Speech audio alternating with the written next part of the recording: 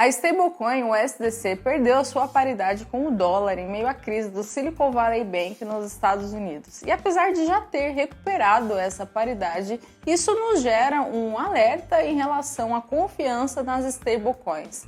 Mas o que de fato aconteceu com a USDC e como o mercado cripto é afetado em meio à crise nos Estados Unidos? No vídeo de hoje eu vou responder essas perguntas e também explicar 3 razões pelas quais você não deve confiar em stablecoins. Mas o que aconteceu com a USDC? Vamos aqui, eu até achei aqui na internet que a USDC ela foi criada pela Circle. A Circle é uma empresa, uma fintech americana que tem relação com o Silicon Valley Bank, porque o Silicon Valley Bank era um banco muito importante para as empresas de tecnologia. Até convido você a se inscrever no canal, porque tem vídeo aqui sim explicando toda essa quebradeira de banco nos Estados Unidos e o que a gente pode fazer para se proteger disso. E aproveita e já deixa seu like aqui. Se você não gostar desse vídeo, você tira o like no final e tá tudo certo. Mas aí qual que é o lance aqui? Qual que é o rolê com a Circle? Olha só, eu peguei aqui uma notícia que fala o seguinte, só que ontem pela manhã, logo depois que a Circle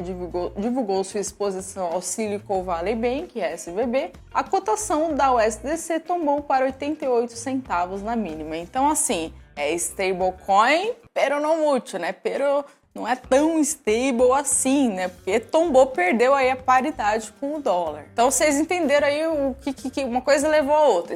O SDC, Circle, Silicon Valley Bank, por isso que isso explica essa perda aí na paridade. E aí vamos para o primeiro motivo pelos quais stablecoins não são confiáveis. E quando eu digo assim que não são confiáveis, eu quero dizer não são confiáveis para você guardar o dinheiro da sua vida. Eu vejo gente falando, não, eu vou dolarizar meu patrimônio com stablecoins. Gente, não, stablecoin, elas são úteis, maravilhosas para você negociar. Se você, por exemplo, faz trade, gosta de comprar, vender, deixa ali de forma temporária,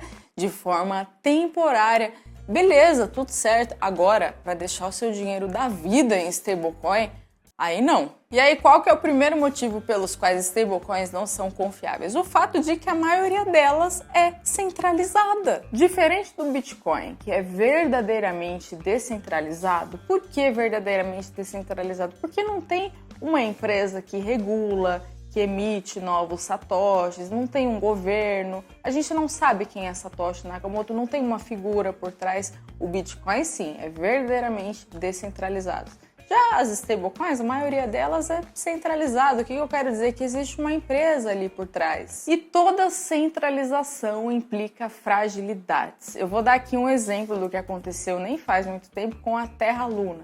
Então o algoritmo aí da Terra Luna era responsável por gerir a criptomoeda, a UST. E a gente viu o que aconteceu, né? Também foi outro caso de perda de paridade em relação ao dólar. E por que centralização implica fragilidade? Porque a partir do momento que existe uma empresa por trás, uma figura, existe também conflito de interesse, existem decisões que são tomadas sem a devida transparência, enfim, é complicado. O segundo risco das stablecoins é o risco regulatório. E aqui fica uma pergunta, até responde aqui nos comentários. Vocês acham que os Estados Unidos vai achar tranquilo ter um dólar fake concorrendo com o dólar deles, o dólar original? Vocês acham que os Estados Unidos vai achar de boa? O governo americano não vai fazer nada?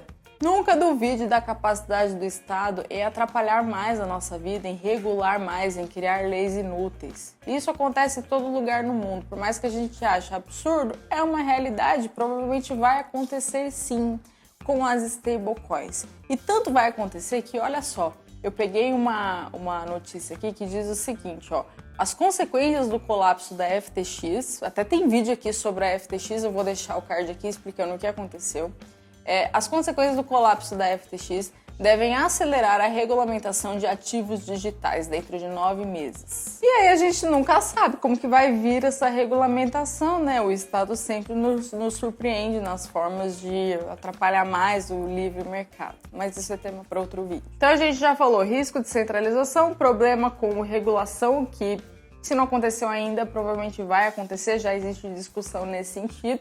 E o terceiro problema das stablecoins é o tempo de existência. Um dos meus autores preferidos da vida é o Nassim Taleb. Ele tem uma frase que fala assim que o tempo é o maior causador de desordem. Então, assim, se uma coisa realmente sobreviveu ao tempo, essa coisa, assim, ela é resiliente, ela passou por muitas provas. E entramos aqui em uma questão: há quanto tempo as stablecoins existem? Pelo que eu pude procurar aqui, as primeiras stablecoins foram criadas em 2014. Veja que o Bitcoin, que foi criado aí em 2008, 2009, crise do subprime, aquela coisa toda.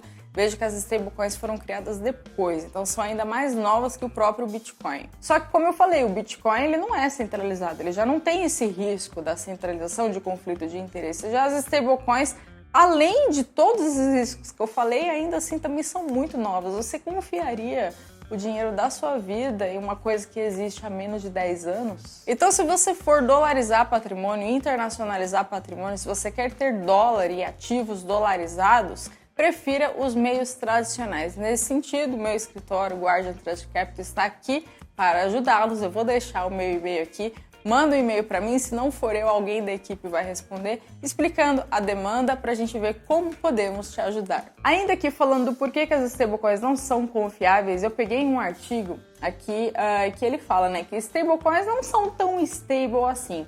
E ele diz o seguinte, né, que na verdade as stablecoins elas só são confiáveis se elas forem 100% colateralizadas, 100% garantidas em ativos físicos. Então, $1 físico de depósito corresponde exatamente o mesmo, 1 para 1, né, em termos de stablecoin e dólar. Mas isso ainda gera outra questão: como confiar que a empresa realmente está fazendo esse 1 para 1 certinho? Aí tem gente que fala assim, Não, mas eu confio em tal stablecoin porque tem a auditoria.